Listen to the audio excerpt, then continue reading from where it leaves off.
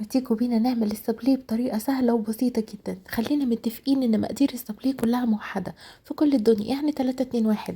يعني لو هتعملي 900 جرام من الدقيق هتحتاجي 600 جرام من الزبدة، 300 جرام من السكر البودرة، وبس كده، ما بتحتاجش اي سوائل خالص. يعني المقادير زي ما اتفقنا موحدة خالص.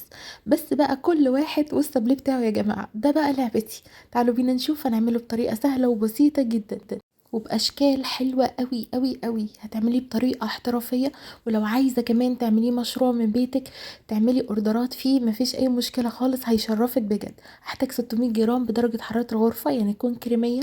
300 جرام من السكر البودره منخولين كويس جدا، وهسيبهم بقى في العجان او في مضرب السلك او مضرب البيض يتضربوا كويس جدا لحد ما القوام يفتح ويكون كريمي خالص، يعني يدخل فيها هواء وتبقى هشه جدا.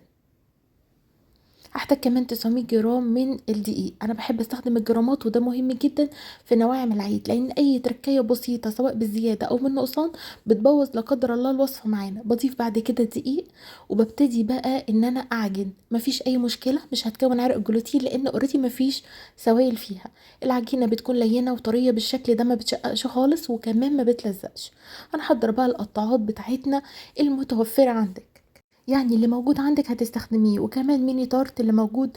اللي مش موجود خلاص مفيش مشكلة، استغني عنه وتستخدمي كوباية صغيرة. تستخدمي السكينة، عملت بيها اشكال كتير. عملت البابلز كمان اشكال حلوة قوي بالايد كده، كور وبنلزقهم في بعض. تعملي مربعات بالسكينة كده وتفرغي ناحية وتسيبي ناحية سليمة.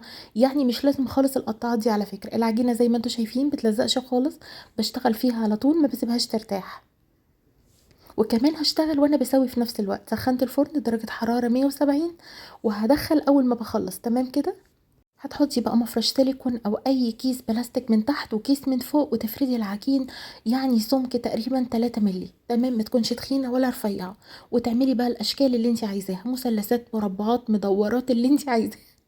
بصي الصبليه ده يعني ابدعي براحتك، اللي انت عايزاه هيمشي معاكي. العجينه سهله ولينه جدا وبتشتغل معاكي في اي شكل.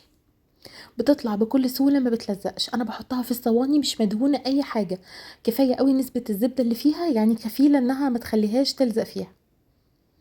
بحط بقى في الصواني بتاعتي وبعمل الاشكال بتاعتي كلها. تمام. بدخلها في الرف الاوسط، بتاخد من تلت ساعة يعني ل 25 دقيقة على حسب طبيعة فرنك ايه. اهم حاجة لما الحاجة تطلع من الفرن ما تشغليش الشواية عليها خالص. نوعا العيد انا ما بشغلش عليها الشواية نهائي خالص، لان هي بتكتفي بالتسوية بتاعتها. الحاجة التانية، أول ما بتطلع من الفرن، وده مهم جدا، لازم تحركي قطعة الصابليه بتاعتك، لأن لو سبتيها بتتماسك وممكن تتكسر. يعني لازم وهي دافية كده أو هي بدرجة سخونة تقدري تتحمليها، تقدري ان انتي تحركيها بسهولة من الصواني والصاجات بتاعتك. الصواني جاهزة معايا، دخلتها في الفرن وبقيت بطلع وبسوي وبقطع في نفس الوقت. التورتات بقى بعمل كده كورة صغنونة، وببتدي ان انا اسكنها وافردها كويس جدا في التورتات بتاعتي، او ميني تارت بمعنى اصح. ما تبالغيش خالص في العجين بتاعك، يعني خليه كده هش وصغير، ما تخليهاش قلبوزة يعني. تمام. وشيلي الزيادات وبعد كده خرميها بالسكين.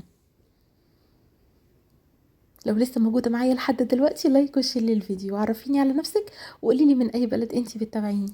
شايفين التسوية الصحيحة؟ هي دي بالظبط، دهبي فاتح جدا من تحت ومن فوق. ما بحبش ان انا ابالغ في التسوية بتاعت الصابليه. ده بيكون شكلها بالظبط، وبتحركيها زي ما اتفقنا. هنخلص بقى باقي الاشكال بتاعتنا بنفس الطريقة.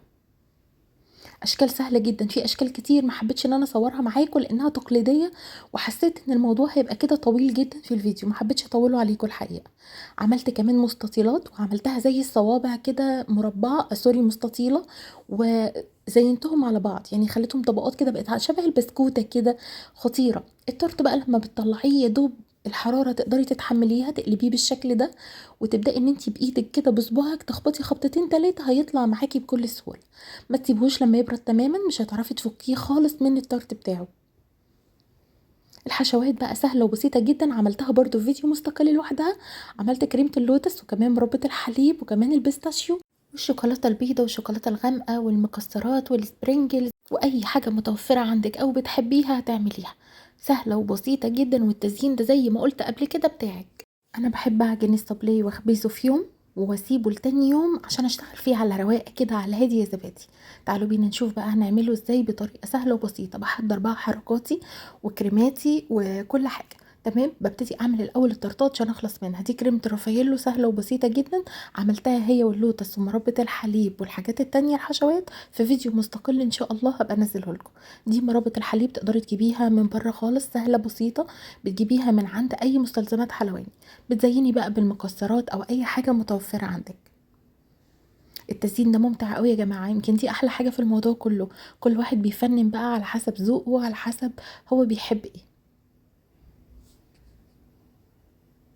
لو لسه موجودة معايا لحد دلوقتي متنسيش لايك وشير للفيديو. هبتدي بقى الزق الحاجات اللي عايزه تتلزق، اللي هما طبقتين فوق بعض الزوجي اللي انا قلت لكم عليهم.